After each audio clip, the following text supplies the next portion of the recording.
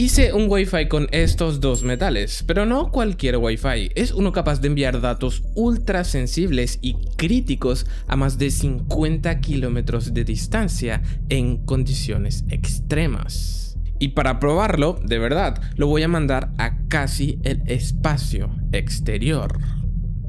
Este es el segundo video del gran proyecto de mi canal, que es mandar una cápsula espacial a la estratosfera a 37 kilómetros de altura, y con ella se va a ir mi cámara para ver nuestro planeta desde esa altura. Este proyecto como tal tiene muchísimos desafíos, como por ejemplo las temperaturas heladas, la presión inexistente y el peligro real de perder nuestra cápsula para siempre.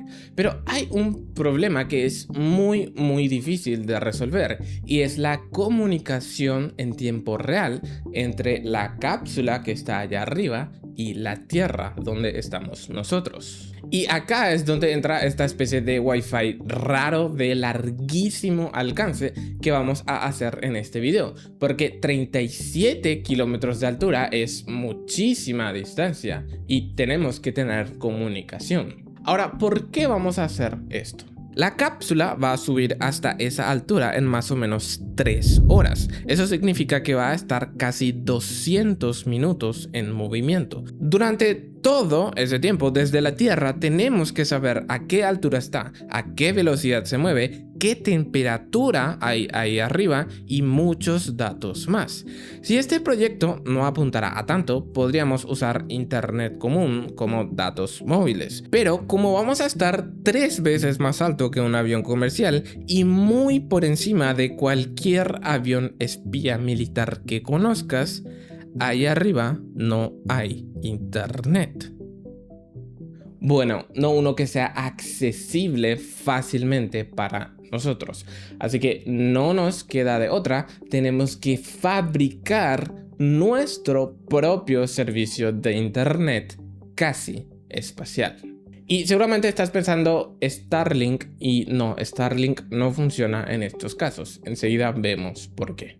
Bueno, nuestra solución a este problema son estos dos resortes. Muelles, espirales, seguramente lo decís de alguna manera en tu país. Dos pedazos de metal que se van a comunicar entre ellos en todo momento. Y no importa que estén a kilómetros y kilómetros de distancia, tienen un alcance enorme.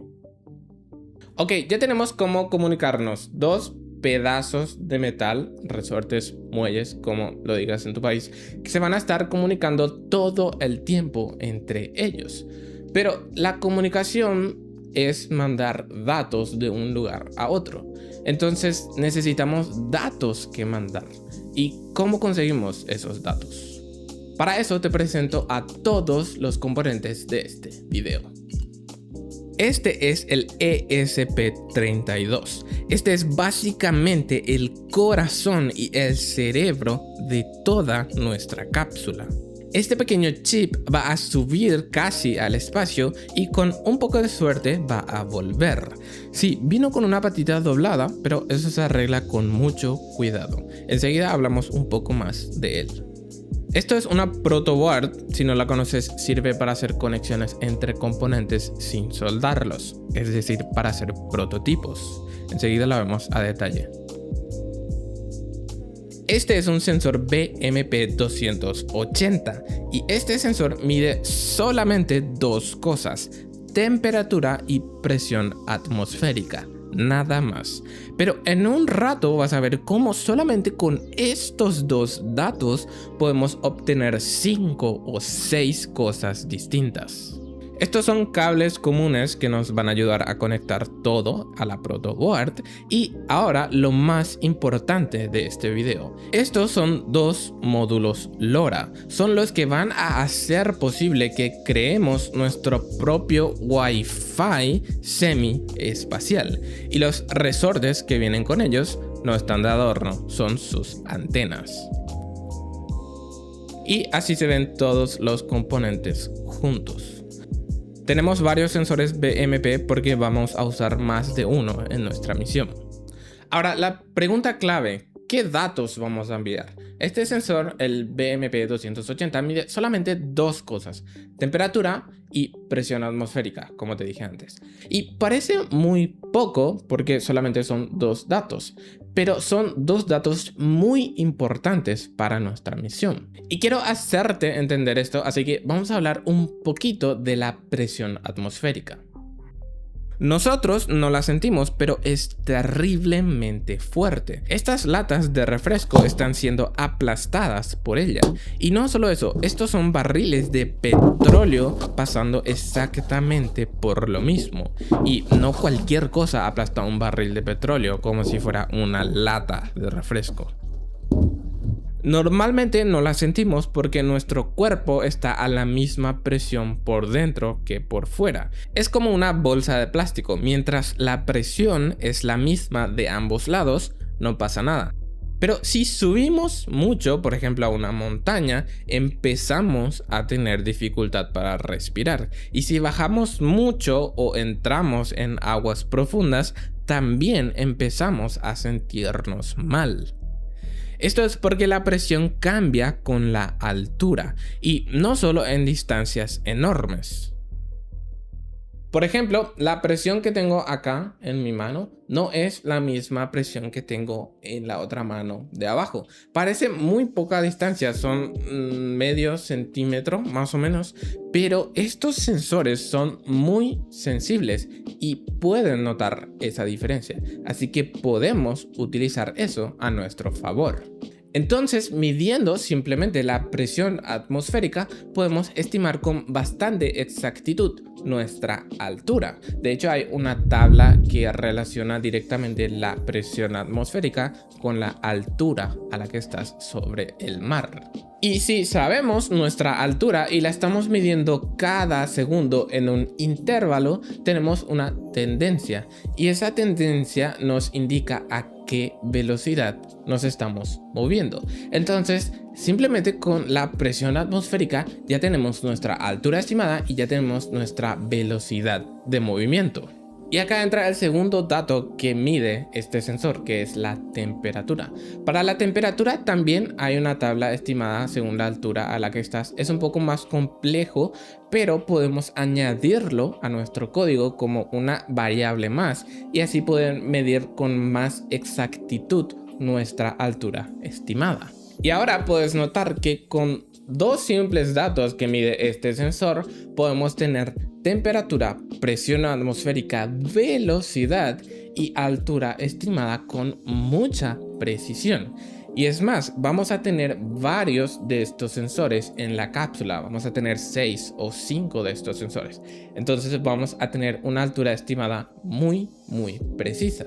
Ahora, todo esto es técnico y parece que está buenísimo, pero ¿funciona? Bueno, hora de la verdad, tenemos nuestra protoboard, tenemos acá nuestro código y el monitor serie. El código va a estar en la descripción para los que quieran ver. Lo que vamos a hacer es que vamos a conectar la placa y en teoría la PC nos tiene que detectar ya la placa y el sensor. El sensor es el BPM280, nos detecta y tenemos temperatura, presión, altura, densidad del aire, presión atmosférica, presión de mercurio y velocidad vertical. Lo que ahora vamos a probar es la altura. Podemos ver que estamos en más o menos 157 metros sobre el mar. 157.8. Más o menos.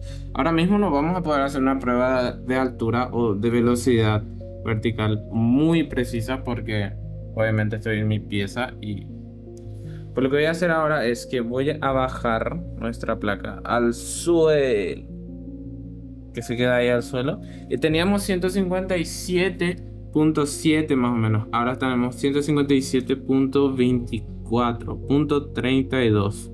O sea, podemos ver que simplemente con la densidad de aire que hay de diferencia entre este lugar y el piso ya podemos medir.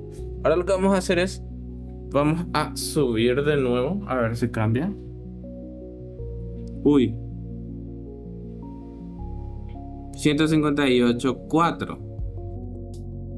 O sea que sí tenemos, o sea, voy a subirlo más arriba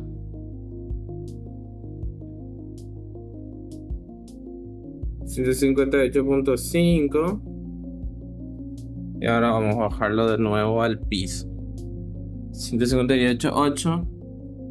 57.4. O sea que sí funciona nuestro cálculo de